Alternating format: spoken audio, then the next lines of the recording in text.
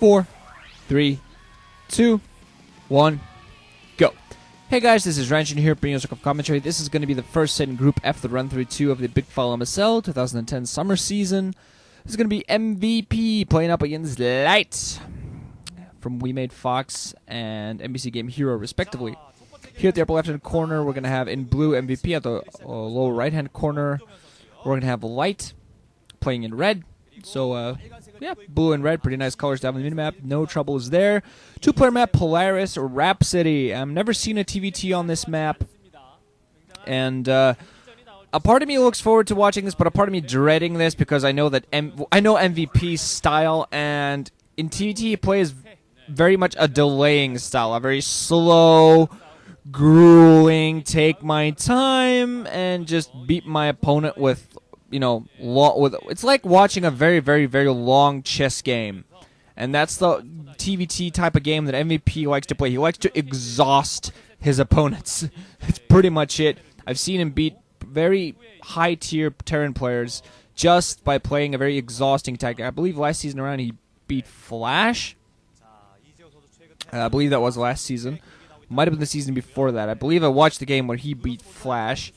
And overall, he's MVP is kind of a mediocre player. He's very inconsistent. He occasionally beats some very high-tier player, but he's extremely inconsistent in that he often loses to guys, you know, just any guy. He can lose to anyone, and he occasionally gets, you know, amazing wins out of nowhere.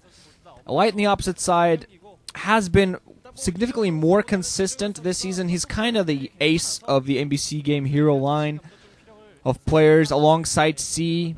Only C has kind of fallen a little bit off, is not being as consistent as it was a bit earlier. And, of course, Light was NBC Game Hero's hero, if you pardon the pun, in the Winners League. And he's kind of fallen a bit off, you know, because, unfortunately, NBC Game Hero are plagued by having no consistent ace player. Light and C can beat players of extremely high levels, but they're just simply not consistent enough. So honestly, when you look at it, Woonjing Stars and NBC Game Hero seem to be played right now by inconsistency in all of their players. Zero from Woonjing is not playing at his best.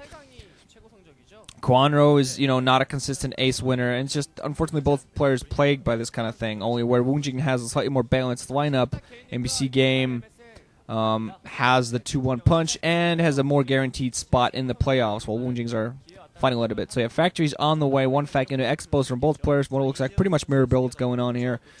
And this is two-player map, Polaris Rhapsody, which, looking at the map, I'm really interested in how these guys will go about playing a TVT on this map, simply because it looks like could be an interesting match for this map, because a third gas is a bit hard to take. You have those 9 and 3 o'clock expansions, which are rather well sealed off from one location on the ground, but looks like lots of drops could be utilized against it. And then you got the double gases at the corners to fight their SCV scouts being forced off on either side. But yeah, you got the double gases on corners, which are going to be, as the game goes on, it's going to be a massive war over those locations. At the 6 and 12 o'clock, you only have expos with no gas, and you have other mineral-only expos, I believe, at the inside 3 and inside 6 o'clock locations or some such.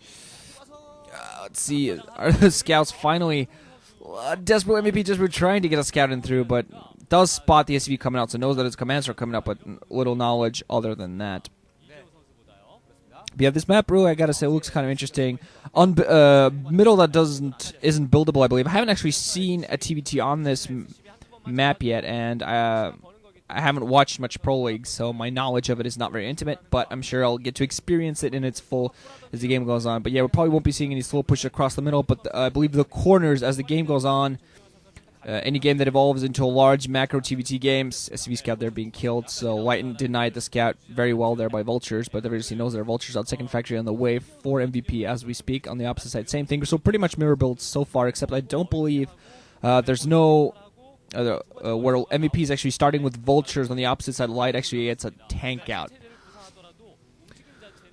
So yeah, corners, I believe, are going to be the biggest contesting point for both players as the game goes on. Finally, we do see a machine shop come up for MVP as he adds a third factory on the opposite side. Light, meanwhile, just getting his second factory up and ferrying to his natural expo. Armory also on the way, so he's going for a rather quick arm in the opposite side. Don't see an armory on the way, so instead MVP actually going to focus They're going to focus on some ground forces while it seems like Light's going to try to take the... oh, man, a slight mistake there, getting those SCVs out there a little bit too early. Commands are not quite completed yet, but these things do happen even for the pros. But it looks like Light's going to try to take an advantage by having upgraded tanks before his opponent does. We're going to see whether MVP is going to go for speed and mines before he does anything else, try to go in and play a heavy harassment style. Of course, I think at the choke at the natural expansion, a few tanks can block that choke off fairly well, so the Vulture's not going to have an easy time getting through. So as long as Light plays defensive and doesn't try to push out, he's going to be good. Has some Vultures of his own coming out right now to help him defend. Floating barracks is being petered at Marines, but still should be getting some vision for the other players going. Do see the weapons one already upgrading for Light, and I did see him put down a supply depot at the choke, making it even smaller and much easier to defend. So very good strategy for him. Closing down that choke as much as possible, going to make those Vultures significantly less effective, and it allows them a little bit of maneuverability, actually moving out with some of the Vultures. I don't think they can engage. Going to go across this bridge, and it's just going to get locked out, not going to be able to go out of it. And of course, there is more than one way to go across the map than just the middle, than just those bridges. But the bridges are significantly small, so one tank at a time across it, I believe. And very little else. You can move to the right side instead if you wish, or to the left side, but they're not as short. But you definitely do not want to go with a conga line piecemeal, one tank at a time, to just get it sniped off across the bridge. So the bridge could be a nice defensive force. You shouldn't really go for an attack or ferry across that. It's significantly dangerous and you can get really caught off guard. In that matter, it's actually could be a decent strategy for you to take the bridge of your opponent and hold it, as long as you manage to hold the sides as well decently enough, as long as you prevent him from focusing on the sides, but at the very least he won't be able to go for a straight off forward attack. Both players have two bases now. MP has speed on his Vultures. Let's see if he's going to work on his mines alongside that. On the opposite side, Light just seemingly well to work on his macro, just now getting his third factory up, but he is going to have weapons 1 upgrade significantly sooner. And once the game goes on, if this develops into a long, drawn-out tank battle, the upgrades will definitely help Light. Academy on the way, Starport, so he's also going for quick drops. I actually really like this. On the opposite side, we do see mostly a focus on Vultures. Academy coming up as well for scans.